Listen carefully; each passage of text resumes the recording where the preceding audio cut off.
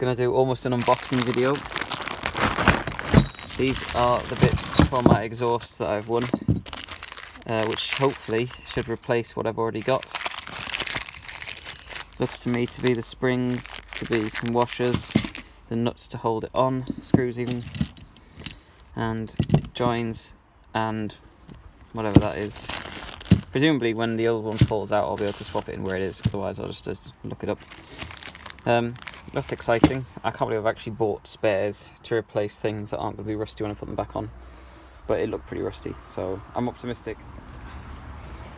Right, basically MOT is coming up. All the jobs need doing. Balancing out the handbrake, finding out that one of the cylinders is leaking. I've replaced the other one already. Anyone sensible probably would have done that one, but I couldn't get it off at the time, so I have not bothered.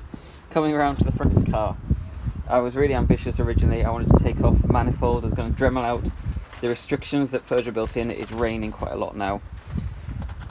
The sump's coming down. The reason the manifold's coming off as well is because the cat is coming off. You probably can't see it. I mean, you can actually. The sump is a bit filthy. It's being replaced. The oil obviously is being replaced. The oil filter is being replaced. The air filter has been replaced. My only major spend, I have bought a pipe across air filter which you can clean and reuse. So it's more sensible, I think, because it means that even every 2 months or something I could clean it and get it done. So it's not like I have to replace it once a year. I think it was about 30 quid or so. So it's way more than I normally spend on air filter, but it's the last one I'll ever buy, so I'm happy with that. And that is right now what we need to do. I've got new caster nuts that you can bash in for the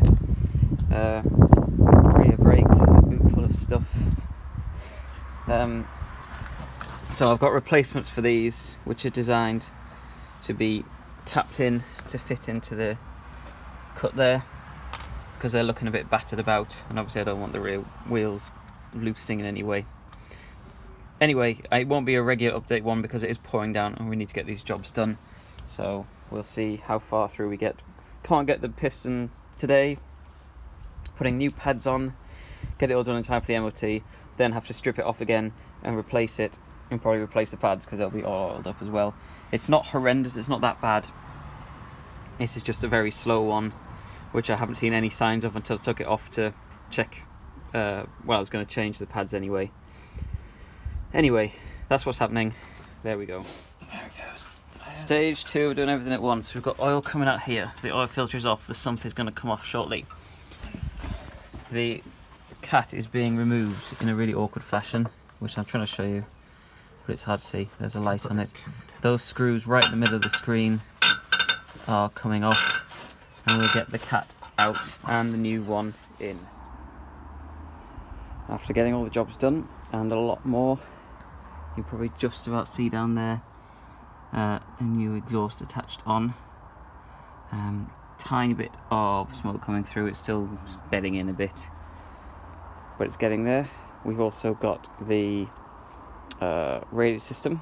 I did do some videos on how to bleed that, but I think there's better ones out there, so I'm not going to carry on with that. So I will, if anyone wants to see it, I'll do some more on that. But there we go. The system is now fixed. The combination of the steel seal and the rad weld.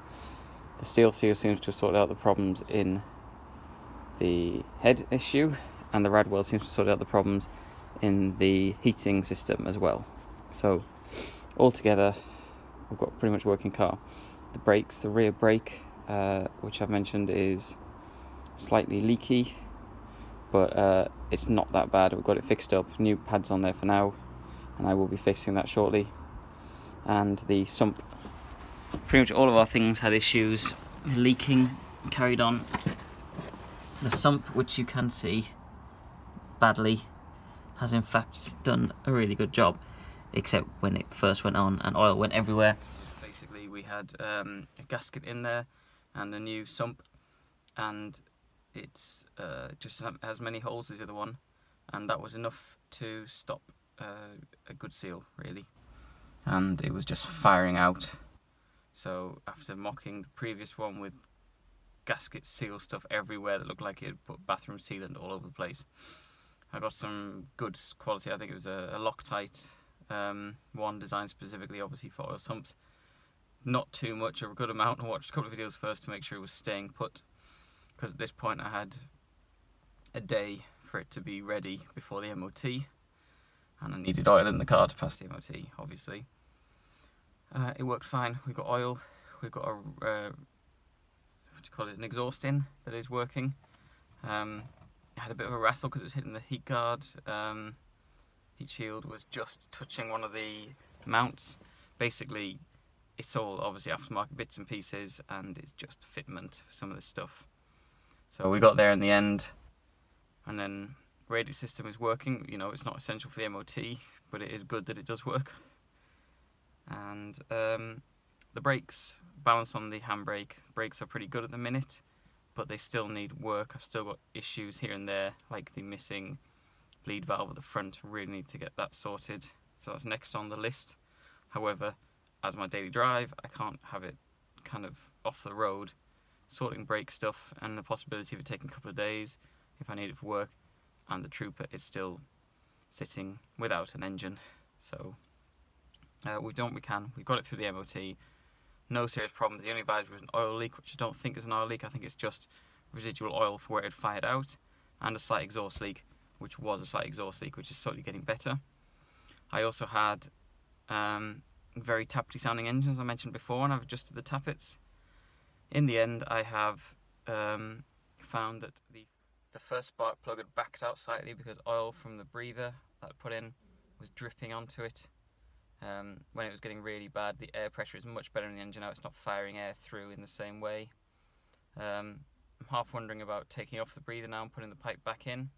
The other problem I had was that it just would not idle after doing all of this, and it turns out that the pipe that attaches, and it's basically under the hinge for the bonnet, there is a little valve to check for the idle speed, and the pipe attaching that had split a lot, which is why we've got a bit of a lag and stuff going on, and I'd obviously just knocked it off when I was adjusting the exhaust, I assume.